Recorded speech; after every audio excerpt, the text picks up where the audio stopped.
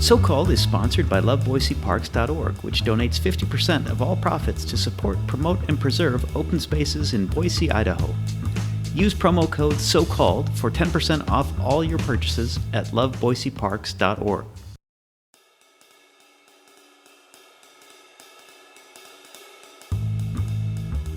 Every experience is an opportunity to learn, and so find what you can learn from that and remember that, because when you're asked 10 years from now, what have you learned, what are your experiences, being able to speak to how you grew from each experience says a lot about who you are as an individual. This is Mark Wojcik, and I'm wondering, how's your so-called career? Welcome to So-Called, the podcast that explores the why and how of work. On today's episode, we meet Cole Pelosi, HR and Operations Manager at MetaGeek and Facilitator at MetaMeet. When we met, I asked Cole about each of her roles. What do those jobs entail? Absolutely. So HR, I am basically kind of the culture mom of the company right now. We're small, and we only have 14 employees, and so I am responsible for all the legal compliance of HR, labor laws, all of that. I do benefit administration, but the real bulk of my job is how we represent our culture and employee training and development and creating the atmosphere that we want MetaGeek to be through our mission, our vision, our values, and that's the bulk of what I spend my time on. Okay. Yeah. All right. And then the ops you said is new? Operations, it's a newer piece. I took on, we had some changes in leadership. So our COO stepped up into the CEO role. And so I kind of took on the operations role. Didn't take on the title, but took on the job. Jeez, I don't know. Yeah, right? No, I mean, I could have, we don't really do titles that much there, so I could have taken it on, but it with 14 people, chief operating officer sounded a bit heavy. But so in that role, I manage the finance, IT, customer support, and marketing areas. Okay. Yeah. So 14 people, Mm-hmm. I can imagine culture being extremely important. Yes. And also 14 people, you're managing, sounds like some very critical systems and so Yes. on. So you can never be sick or go on vacation? I can. I just have to, thank God for phones and Yeah, okay. every app having an app, or every application having an app so that you can use it while you're gone. But in a way, it's very like managing all those different roles. I can't be a subject matter expert on all of those roles, so I do really have to trust those people. Has it been a good learning experience? It's been a wonderful learning experience. I would say anyone who asks has heard, MetaGeek changed my life. And they, working for such a small company whose culture says, if you want to try it, go try it, do it, has allowed me to expand my skill set. And really, I've done inventory and logistics management. I've learned way more about finance than I ever thought I would know, but less than my accounting class taught me. I've learned marketing, all this stuff, and I feel like it's made me a more well-rounded individual for sure. So that's MetaGeek. You mentioned MetaMeet? Yes, so Okay. MetaMeet is a somewhat spin-off of MetaGeek because the company overall, one of the missions of MetaGeek was to make work fun or better for employees. And a big part of how MetaGeek did that was they learned how to have efficient meetings. And then when I started, I ended up just kind of having a natural inclination and ability towards running those meetings. My mom would probably say it's because I was bossy. And so then I ended up going all in with facilitation, and they saw the benefit of that and have allowed me to do it kind of as a side gig where the money that I make comes back into the company. So that's your own startup. It is my own startup within. Cole finds different parts of her various roles to be satisfying, and she has learned to see the benefit of overcoming aspects of work that don't come as easily. What do you find satisfying about the work that you do? I think the thing I find most satisfying is I make people's lives better. I never could get myself to become a nurse or a social worker or a doctor, things like that, where it's very evident how you contribute to someone else's life. But HR is a way to make work life better, and people spend 40 hours a week at work. So if I can make that experience better, that's where my satisfaction comes in. And I do that with facilitation as well, watching people collaborate in meetings and having an impact where those meetings matter and they take something out of it is also extremely satisfying for me. And then the operations piece really just kind of lets me get real tactical, cross off the to-do lists, things like that. Yeah. Well, those are like satisfying in a way. They are. Yeah. Some days you need that. And some people don't like doing that kind of thing and hate the process and the repetition. So I have a lot of satisfaction with that. Yeah. Well, now nobody's ever said no to this question, but are there things that you find less satisfying or that you don't enjoy as much about work? There are things that I've had to learn to see the benefit of. Interesting. Yes. I was not, and this is very funny to people who know me now, I was terrible at tough conversations. I avoided confrontation for about as long as I could growing up. Yes. And then I started working at MetaGeek, and I realized that one of the things that was holding that company back is that they weren't having the tough conversations. And I was doing a lot of leadership development for myself and reading all these great books about how, 1-minute manager and crucial conversations where you have to have these conversations, and that's how you build trust and vulnerability. And I fully bought in. And then I realized I was terrible at doing that. And so I really had to go outside of my comfort zone and have those conversations. How did you make yourself do it? I started actually with my 5-year-old son, and just having conversations with him about his behavior. And he loves me unconditionally and doesn't know that I'm practicing. So it was kind of a safe environment. And I was like, oh, he's crying now, but 5 minutes from there, he'd forgotten all about it. Which sounds very weird in hindsight, but it was seeing how quickly he got over it, but that I still had the conversation. I was like, okay, I can try this somewhere else. And then I had it with my boss, who I have just so much respect for, and he has believed in my abilities from the get-go. He was the one that hired me. I've seen him grow to become CEO, and I had some tough conversations with him about where I thought the company needed to go, and some of the issues that we were having. And then one of the things that I will say helped me the most have those conversations is reading the book Crucial Conversations. It kind of outlines the model of how you have those conversations.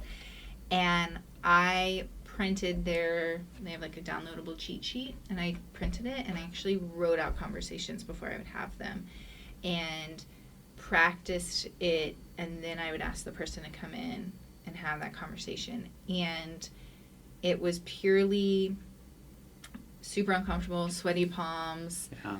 Just, if I can't figure this out, I'm not going to be able to be successful, so I have to do this. Kind of diving in. Now I would say that it's considered a strength of mine at the company. Mm-hmm. Okay. Well, that's a great story. In addition to learning how to have crucial conversations, Cole recommends asking for feedback, both in and out of the workplace. I learned later on, and now I'm okay doing it, but asking people how you're doing. So asking for feedback is something that not enough of us do. Okay. And I'm not talking about, not just in work life, but really anywhere in life. I have found that's a valuable thing that I wish I'd started doing earlier. Okay. And you don't have to say, like, can you provide me feedback? Just being like, hey, is there anything else I can do for you as your friend or as your wife? Or how am I doing as your manager or your colleague? Colleagues are a powerful one too, right? Your peers. Yes. And I just think that would have been such a fun, cool tool to have back in the day. Well, that's good advice. I think it would still apply. Yes, So, and I can still do it now. Yeah. There's not there's missed opportunities along the way. MetaGeek's vision for its company culture is what Cole calls new HR. It sounds like MetaGeek has sort of a unique view about what they want the workplace environment to be, or at least a vision of what they want the workplace environment to be. I don't think that's necessarily universally traits that people would associate with HR or culture. And so, have you worked in HR elsewhere, or have you ever been part of an organization that had maybe a different approach? Yes, I have. I've worked in HR, and the third company was kind of an HR-ish role, and they are different. I consider kind of the role that I play now, I call it new HR, which is the belief that people are your greatest asset, and therefore deserve way more attention, way more money than we've given that area in the past. HR used to be seen as a lot more bureaucratic and the paper pushers, and now there's a cultural shift, especially with the Me Too movement and everything that's going around there, with making HR have a seat at the table, as they like to call it. But the previous companies I worked at, one was a really large retail store. They were very bureaucratic with HR. Like, you went to HR to request time off, to review your payroll, and to apply for FMLA, and that was it. They didn't do anything with the culture. Yeah. That was not their thing.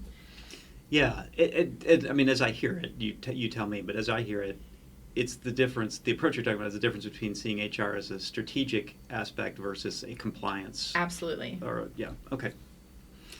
Well, that's a refreshing approach. It is. Yeah. It is. And it's becoming more popular, which is that's very also good. nice.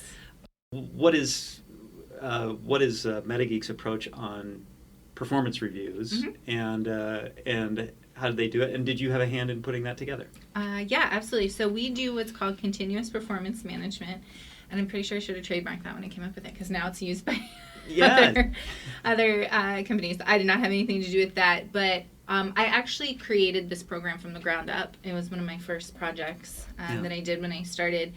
And it's got a couple different components, I think 4 or 5. But we don't believe in annual reviews. That was the first thing that we wanted to kind of address. And we took the approach that the employee should always know where they stand on their performance. Cole designed a continuous performance management program to help MetaGeek employees know where they stand. Each employee maintains a professional development plan, and the program components include monthly exchanges of candid feedback, quarterly job description reviews to clarify expectations, and annual market-based salary reviews. From what you're describing, I think a lot of people would want to be in that kind of an environment. That said, I'm sure there are ones that are not fits. What do you look for? What are the must-haves? The number one must-have is a growth mindset. If you can't have a growth mindset, you won't be successful. And we've found that. We had some turnover of employees who that was the underlying theme, was that they just didn't have a growth mindset. And so that's the number one thing. Because we do expect everyone to have a professional development plan, you have to want to learn and grow. And then outside of that, we look for people who like to be part of a team. We're big with cross-functional work. So if you want to just put your head down and get your job done with your headphones on, there's of course days where that needs to happen. Sure. But in general, you need to be able to take those headphones off, think out loud with the work that you're doing, receive feedback, give feedback, that kind of thing. Those are the two big things that we look for, especially when we're starting to hire in, bringing outside people in. When we're developing internally, some of the other stuff that is really important for us is that you are able to have candid conversations. Back to those crucial conversations, we found that is an important thing, and that you're willing to be vulnerable. I'm a big proponent of emotions in the workplace. Yeah. So if we were to bring someone in that's like, when I walk through the door, the rest of my life stays outside, they're not going to like what conversations are happening in the office. Family friendly, kids come into work, you work from home if you need to take care of something, that kind of thing is all part of your life, and it doesn't stop at the door. And there's so many times where it was actually we had someone come in and do a training on the spoon theory, and I love to talk about it whenever. Did I have ever told you about this? No, I don't know the spoon theory. So it was actually, I don't know the woman. If you look it up, it's this whole thing about her. But someone asked, she had a chronic disease. I can't remember what disease it was, but someone asked her, what is it like to live with this? And she's like, well, imagine you only get so many spoons every day. And that's like your mental capacity to deal with life. She's like, I start with fewer spoons because I have to give up some of my spoons to that disease. And then you have a bad morning with your kids, or your dog pees on the bed or something, you have to give up a spoon for that. And then you come to work and someone brings you coffee and you love coffee, so you get a spoon back for that. Okay. And so all your interactions and everything you do is you're either giving or receiving spoons. And at the end of the day, you go home and you either have a deficit or a surplus, or maybe you're just out of spoons, and then you rest, and sleep is supposed to give you back your spoons, and you recharge and you start the day again. And if you go to work and you don't get any spoons in return, all you do is give spoons while you're at work, you create the deficit that over time burns you out. Sure. And so it started with a conversation around, a chronic disease that got turned into how you burn out in the workplace. But I thought it would really resonate with a bunch of software engineers. And it did, because they still use the language today. But if you can't be yourself at work and tell people what gives you spoons, no one can give you spoons. And being able to be yourself allows that to happen. People who see things in you that you may not recognize yourself can be a powerful influence on your life and career. And so I'm just wondering, sort of along the way, who has influenced you and how you approach your work? So interesting about parents. I don't know how they influenced me, because I didn't pick a career path that either one of them picked. But I did, and this shows my true nerdness that I'm very proud of. I did JROTC in high school. Okay. And the program is run by retired military. Mm-hmm. And there was a Master Chief who was part of the program. And he was just like a mentor from day one. And he and I just connected. And he kind of guided me through the awkwardness of high school. And he always told me, like, you should join the military. You'd be great. I was like, no, like, not for me. I'm a nerd, and I love JROTC, and you compete, and you do drill competitions. But actually serving was not something I considered on my radar at all. But then he got brain cancer my senior year of high school, and he ended up passing shortly after we graduated. And as he was going through all those treatments and stuff, he still came to work almost every day that he could. And he kept pushing me to join the military and everything. And then I found out that my, I can't think of the name, the college savings plans, like how... The 529? Yes, those things. Mine didn't exist. And I had been told my whole life it did. So I couldn't pay for college all of a sudden. And then he's like, well, why don't you just apply for this scholarship? And I think I kind of did it to be nice because he was sick and all of this stuff, but I got it. Okay. And he asked me to take it, and I did. And it changed the course of my life. Wow. Because I ended up being in the Navy for 4 years. I was going to ask which branch. Yeah, okay, sir. The Navy. Okay. Navy. So I got my school of choice. I was able to go debt-free, which is a huge thing nowadays. And I served 4 years in the Navy, and it was always, and the other instructors too were also just amazing human beings, but his dedication, how much love he had for the Navy, always made me want to be the best that I could and learn from my experiences there. And then I met my husband in the Navy while I was processing out. And he also was someone that kind of inspired me to pursue what I wanted to do. When you get out of the Navy as a junior officer, it's very easy to go get a consulting job with a defense contractor. Mm-hmm. And it just didn't sit with me. Yeah. And I was like, I want more. Because by then I had discovered HR and I wanted that. And he's like, just do that. You don't have to follow that path. So I kind of went a different path from most and pursued HR. So that was that. And then, as I've mentioned before, the CEO of MetaGeek, Brian Tuttle, has been just an absolute inspiration to me. And he was the one that inspired me to pursue facilitation. I've been very lucky to have great mentors along the way.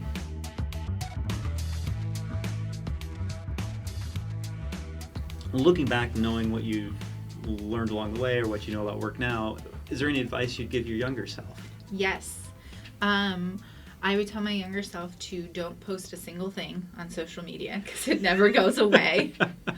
I have been very fortunate that I didn't do anything crazy. Nothing's ever been used against me. But as someone who does recruiting, I look.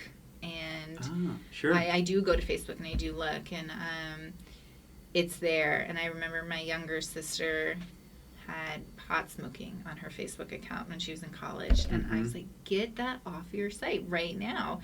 So it seems very cliche because that's what everyone says. But I, as a recruiter, do in fact do that. I go to social media sites and I look you up. Okay. Yeah. And then the other thing that I would say is every experience is an opportunity to learn.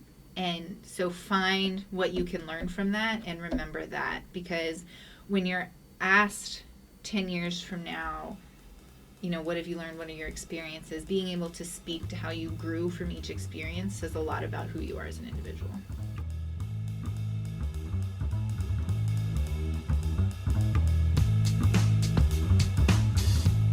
So Called is sponsored by LoveBoiseParks.org, which donates 50% of all profits to support, promote, and preserve open spaces in Boise, Idaho. Use promo code SOCALLED for 10% off all your purchases at LoveBoiseParks.org. If you enjoyed today's episode, please let us know. Subscribe and leave us a review. So Called is available on Apple Podcasts, Google Play, and wherever you get your podcasts.